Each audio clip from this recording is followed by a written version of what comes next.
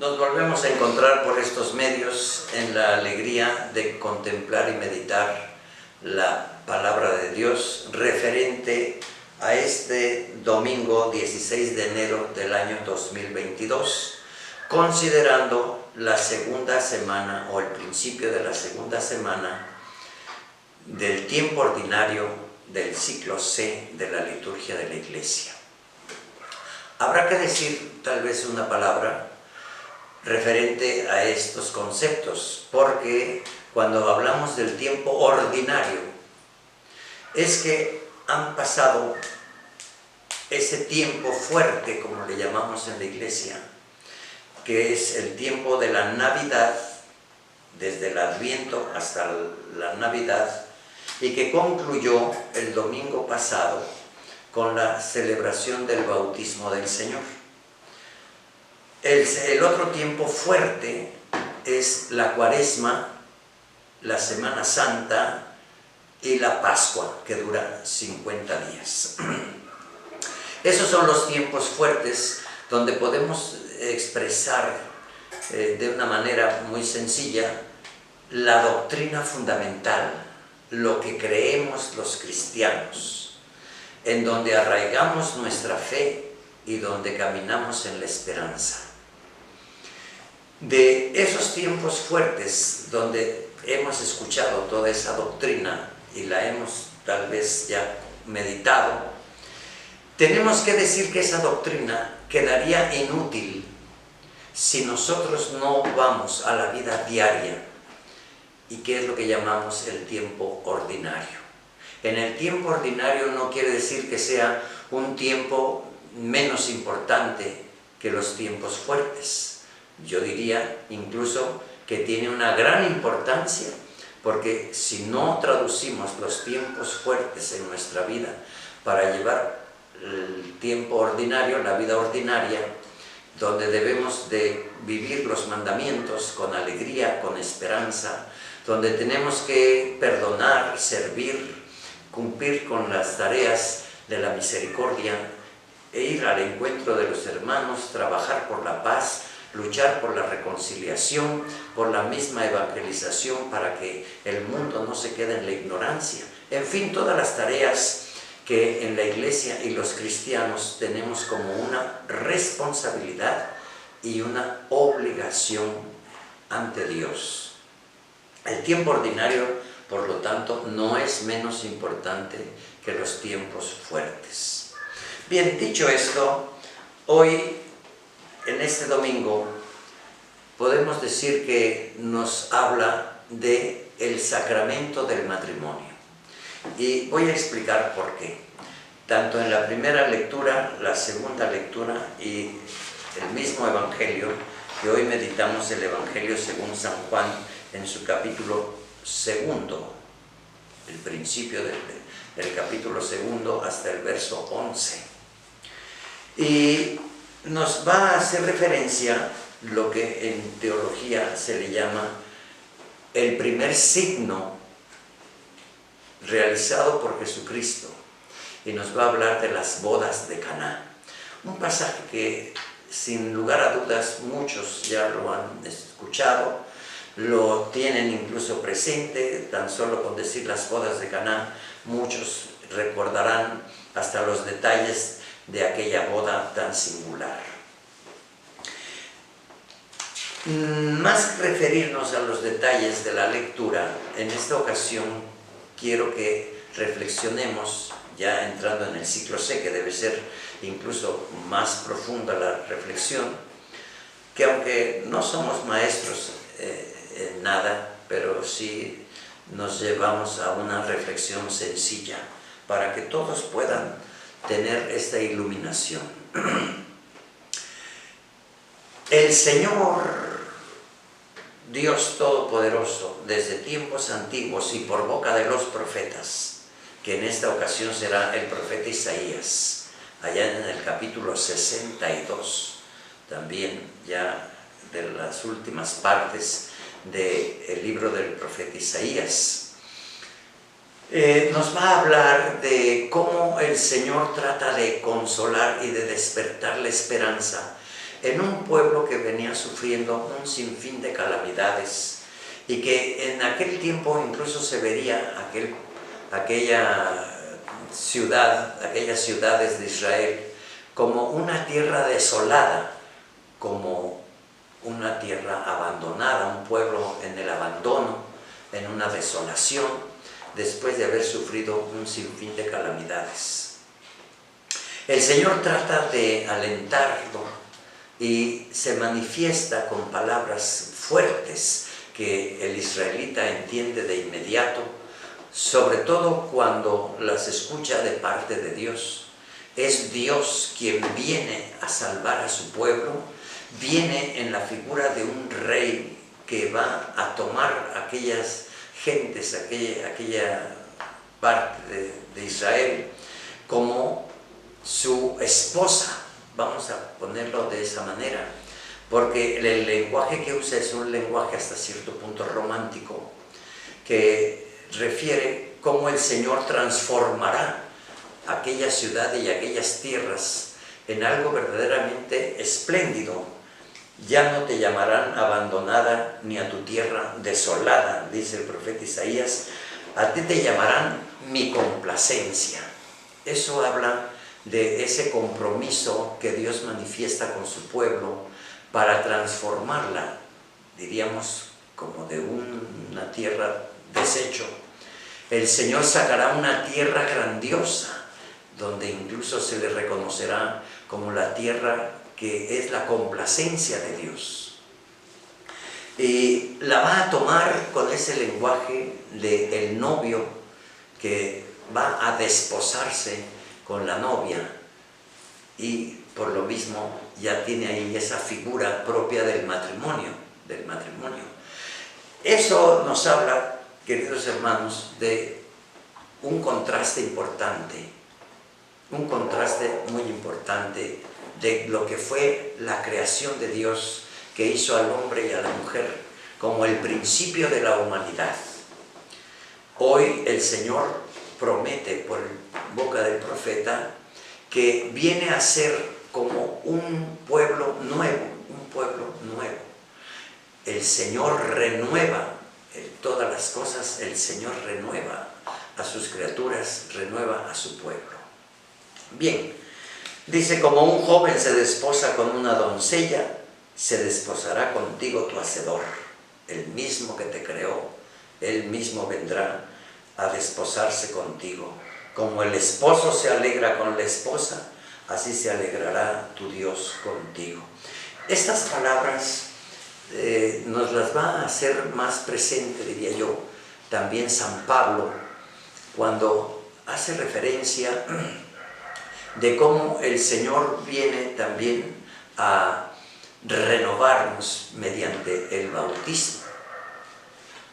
Viene a darnos el baño de la regeneración, tomando un poco el lenguaje que se usaba en esos tiempos, donde el novio mandaba unas doncellas para bañar a la novia, perfumarla, vestirla, engalanarla, para enjollarla incluso para el día de la boda.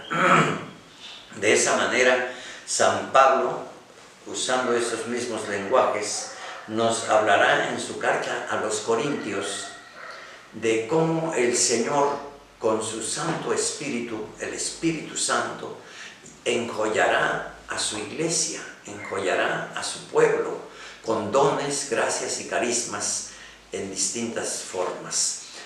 Lo importante de este lenguaje y en esta ocasión es hacer referencia a eso. El Señor de tal manera nos dará todo lo necesario, con todas las fuerzas, gracias y virtudes, para que nadie se pierda. La intención de Cristo Salvador es que nadie se pierda. Así es de que toma esas figuras del matrimonio o de los desposorios. En el Evangelio de San Juan, entrando ya en el tema de este domingo, nos presenta pues las bodas de Caná. Y tiene detalles muy importantes, porque dice, se celebró una boda en Caná de Galilea. No nos dice quién se casa. Es curioso que San Juan no presente esos detalles, ¿verdad? ¿Quiénes eran?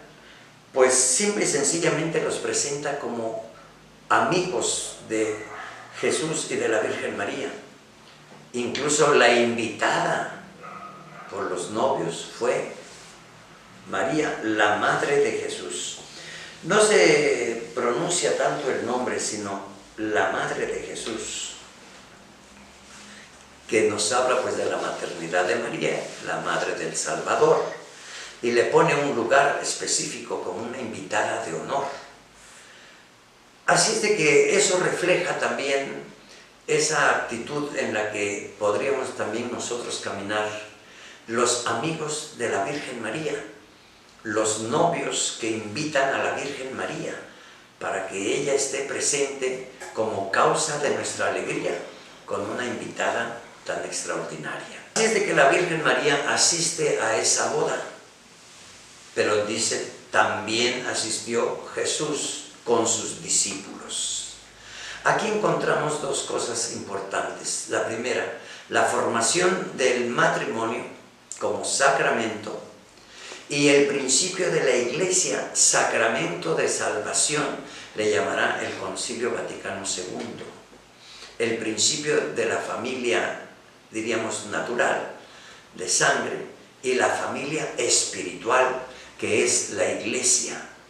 Aquí se mezcla ese doble lenguaje entre la presencia de Dios Salvador, que está en un nivel de vida espiritual, y lo mismo la configuración del matrimonio natural, vamos a decirlo de esa manera. Dos realidades. Ya nos diría el Papa Francisco que el cristiano tiene dos familias, esencialmente: la familia de sangre en nuestra casa y la familia espiritual en nuestra parroquia. Y quien abandona la familia se hace como un vagabundo en la tierra, y quien abandona la iglesia se hace como una oveja que anda extraviada o perdida.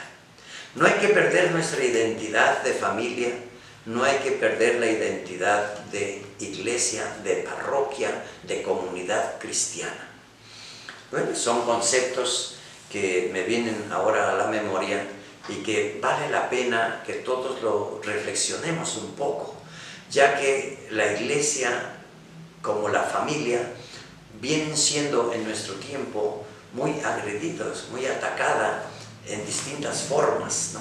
Incluso para callar la libertad, las libertades que tiene un cristiano, la libertad de culto, la libertad de predicación, en fin, como quien quiere callar las voces de Dios entre nosotros, o destruir la familia que Cristo ha formado. Este texto del Evangelio de San Juan nos invita a reflexionar en esa profundidad.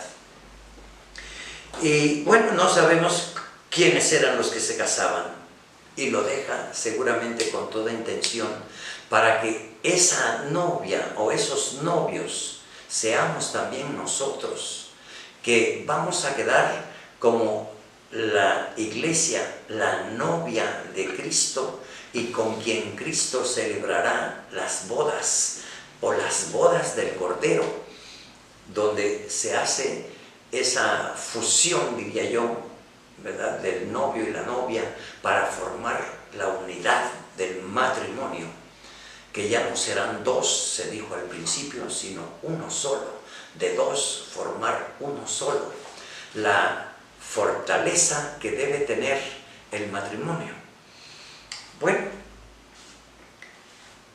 por otra parte nos dice casi de inmediato en los primeros renglones, no lo dice pero lo da a entender, que la Virgen María estaba atenta a los novios, que estaba atenta a la fiesta que se estaba celebrando. No estaba pasiva, sino activa, y se percató que se había terminado el vino, cuando en aquellas bodas pues duraban mínimo 8 días, y pues debía haber pues lo necesario para una fiesta de 8 días. Pero cuando se termina el vino, la Virgen María entra en una preocupación. Aquí el vino viene siendo como el lenguaje para hablar del amor. Cuando la pareja o los recién casados empiezan a tener ciertos conflictos o diferencias porque no terminaron de conocerse en un noviazgo o porque van descubriendo lo que en el noviazgo no se dijo, de tal manera que parece que se golpea la naturaleza del amor y empiezan las discusiones, los alegatos, es decir, se les acaba el amor inicial. Eso es lo que también nos dicen los estudiosos de la Escritura, que refleja este texto, como que el amor vino a menos, como que hay un problema grande y un problema que amenaza con separar a los recién casados. Algo que sucede en nuestro tiempo con mucha frecuencia cuando no ha habido toda una escuela de preparación en el noviazgo o cuando de nuestras mismas familias no hemos tenido la educación y la formación necesaria para enfrentar una responsabilidad como es el matrimonio. Y que hoy vemos que muchos se casan o se juntan, ponga usted que sí se casan, por lo civil o por ley natural, nada más se juntan, enamorados, entre comillas, como el primer amor. Pero no tendría ninguna consistencia. Aquí lo que refleja el texto del Evangelio es que la Virgen María está atenta a la pareja humana, está atenta a los recién casados. Ella es invitada y como invitada está activa. ¿Qué recurso tiene sino el acudir a su hijo? Ella por sí misma no puede hacer nada, pero acude a quien sí puede hacerlo. Y va a hacer el comentario, ¿verdad? Ahí le dice, ya no tienen vino. Es como una preocupación. La forma de la Escritura aquí es el reflejo de una preocupación en el corazón de la Virgen María. Cuando la pareja pierde el amor, pierde la esencia. Entonces hay una gran preocupación en el corazón de la Virgen María. Qué importante es que el matrimonio esté íntimamente unido y yo diría consagrado en el mismo corazón de la Virgen Santísima. Porque ella estará atenta en medio de nuestros problemas cotidianos, en medio de los problemas y dificultades que enfrenta todo matrimonio. Desde la más simple discusión o desilusión hasta los grandes problemas donde piensan que se les acabó el amor y que ya no te quiero y lo que yo sentía por ti ya no existe. El verdadero amor nunca se acaba. El que ama, ama para siempre. Pero cuando solamente nos quedamos en los impulsos, diríamos, de los afectos, de las emociones, pues eso termina muy pronto, eso termina muy rápido. Hace referencia, pues, de la gran necesidad que tenemos del amor de Dios. El amor de Dios no termina, y quien ama con el amor de Dios siempre amará y siempre estará dispuesto a dispensar, a disculpar, como también lo comentará San Pablo en su carta a los Corintios, que es una de las lecturas que tiene la liturgia de la Iglesia en la celebración de las bodas. El don del amor como el don que no terminará. Nuestro Señor Jesucristo hace referencia de algo importante y le da un título a la Virgen María. No le llama madre, sino le llama mujer. Mujer, en su traducción, diría yo, literal, significa fuente de vida, fuente de vida. Y Jesús se refiere a su Madre Santísima como mujer. Y le pregunta, como un hombre humano, como humano que es Jesús, ¿qué podemos hacer nosotros? ¿Qué podemos hacer tú y yo? Aún no llega mi hora. Aquí el escrito lo pone entre comillas para resaltar este texto tan breve, pero tan importante. Creo que no nos dará trabajo descubrir que Jesús se refiere a su hora, a la hora de la cruz, ahí donde se va a realizar el prodigio más grande de renovar al hombre caído en el pecado que destruyó la primera creación de Adán y Eva y el que vive en el pecado. ¿Qué podemos hacer tú y yo si todavía no llega mi hora? Jesús estaba esperando su hora. Pero ella, como aparentemente no le hizo caso, toma una decisión y es la madre, podríamos decir, responsable de las tareas de su hijo, quien lo va a impulsar para que ya empiece a elaborarse la hora de Jesús. Una madre responsable siempre impulsará a su hijo. No le dirá: hijo, hoy no vayas a la escuela, está lloviendo. Hijo, duerme un rato. Hijo, o al esposo, no vayas a trabajar, quédate otro rato en casa, etcétera, etcétera, ¿no? Hay muchas gentes que desilusionan y que incluso arropan la irresponsabilidad.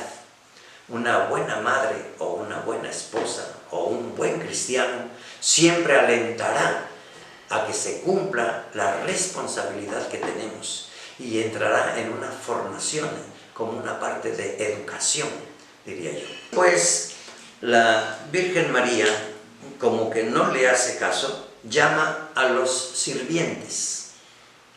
Aquí, ¿quiénes son los sirvientes? Pues nos llama a todos nos llama en general. Este texto en su universalidad como palabra de Dios que es, y como palabra de Dios que no pasa, siempre está presente. Llama a la Virgen Santísima a los sirvientes y los lleva con Jesús, como quien conduce a los humanos hacia su Hijo Jesús. Él sí puede resolverte estos problemas por los que tú estás pasando. Y le dice: hagan lo que Él les diga. Una palabra muy comentada en todos lados y en todas las épocas, porque es una palabra muy fuerte, es una palabra donde hay cierta autoridad. Hagan lo que Él les diga. Una palabra muy propia en la boca de la Virgen María, como cuando iba a nacer Jesús. Hágase en mí, le dijo al ángel, como tú lo has dicho. O como la primera palabra que nos refiere la Escritura en la boca de Dios: hágase la luz. Ese hagan es una disposición que tiene un carácter también divino.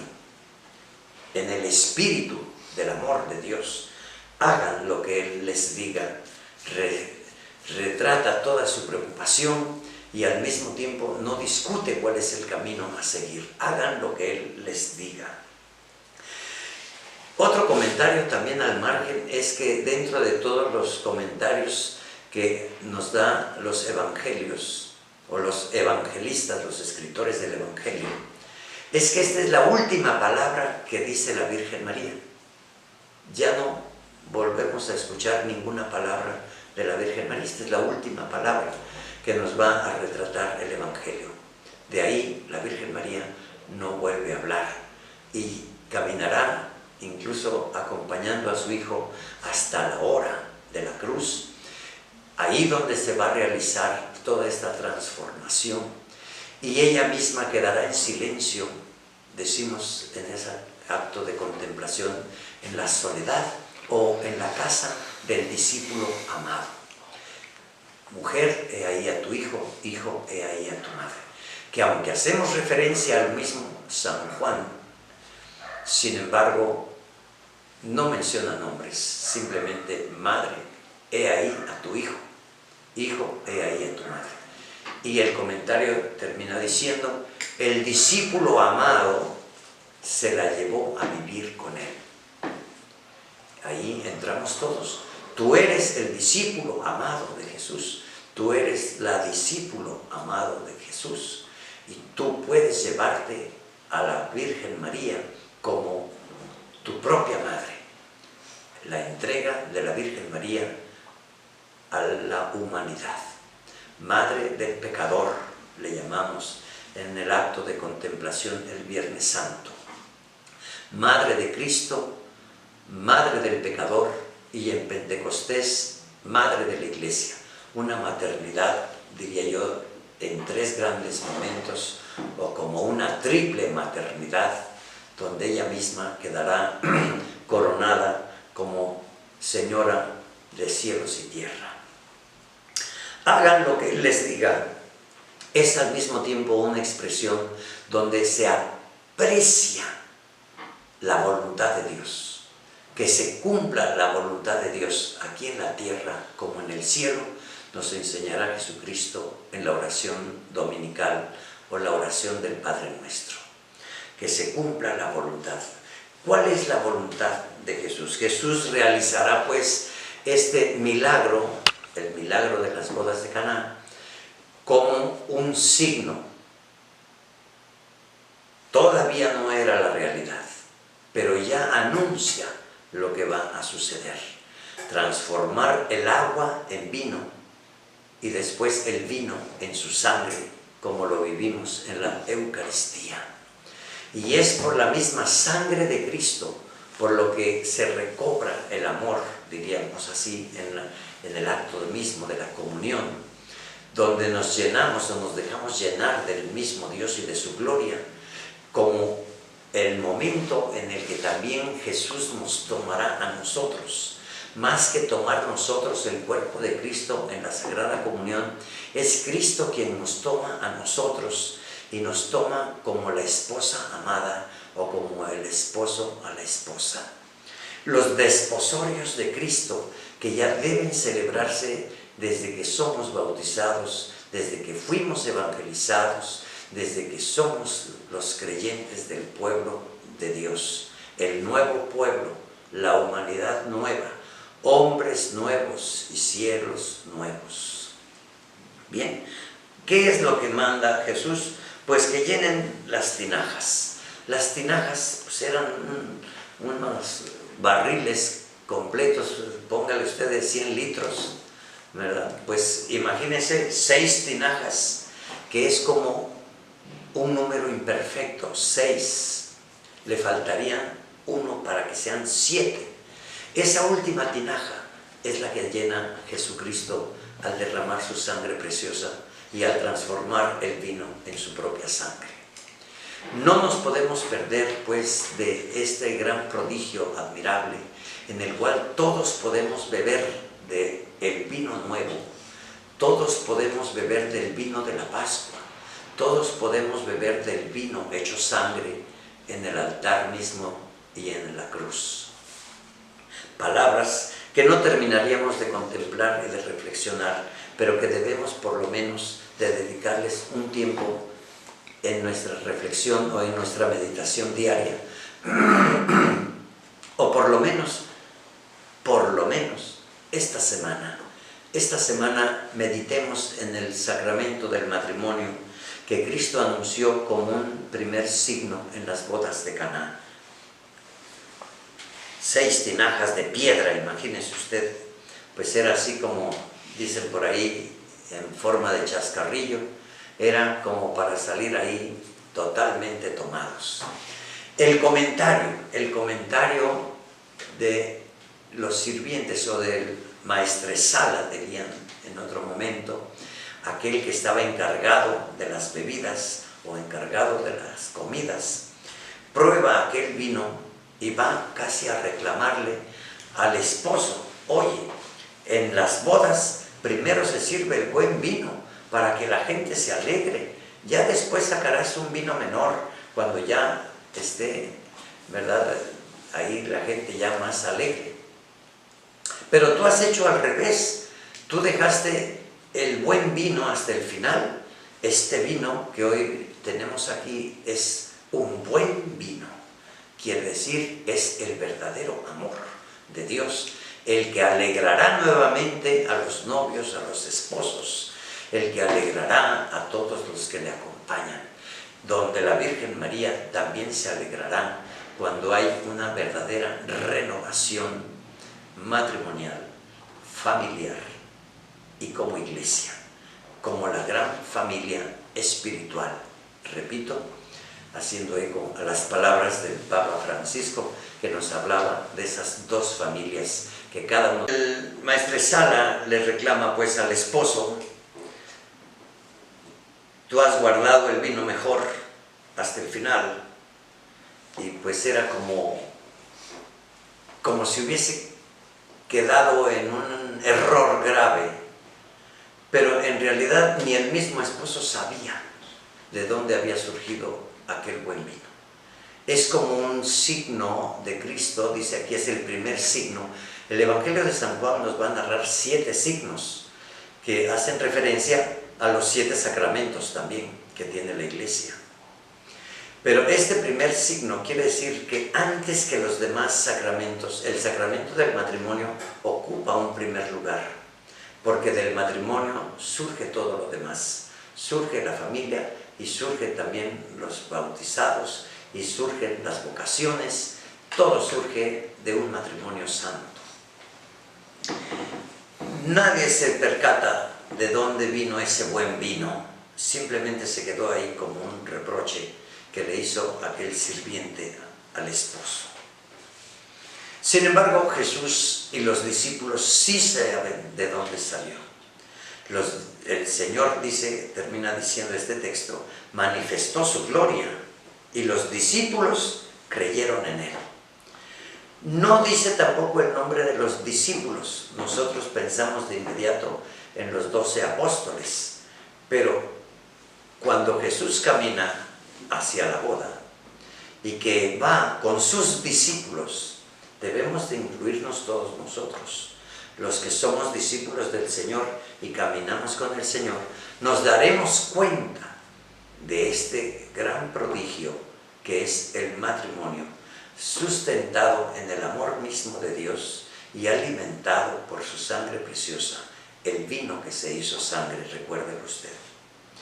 Y cuando comulgamos, vivimos el desposorio con Cristo. Un desposorio que viviremos o contemplaremos hasta el final de los tiempos, en las bodas del Cordero en la Jerusalén celestial. Nos proyecta incluso hasta la vida eterna. Los discípulos creyeron en Él, es decir, se arraiga la fe, surge la fe, como diciendo, no creían tanto en Él, pero ahora creen en Él porque han visto una señal milagrosa. Los milagros, queridos hermanos, no es para que creamos más o no. Nutre nuestra fe, sí, una señal milagrosa, pero no es para nutrir la fe. El Señor realiza una señal milagrosa porque estamos necesitados, porque lo necesitamos. No para aumentar nuestra fe, sino porque estamos necesitados de su amor, de su misericordia, de su espíritu. Estamos necesitados de una renovación. El Señor toca y cambia nuestra realidad. El Señor dirige su palabra y con su palabra nos transforma en criaturas nuevas. Pues animémonos para ser criaturas nuevas. Lo dejamos ahí, esta reflexión de este segundo domingo del tiempo ordinario para dar principio a esta segunda semana. Toque ahí el video, suscríbase, toque la campana, déle ese like que tanto necesitamos para seguir caminando en esta forma de evangelización que con motivo de la pandemia hoy tenemos que utilizar. Y por otra parte, también compártalo. Sea usted catequista desde su casa y comparta estas reflexiones que le pueden hacer bien a muchos más.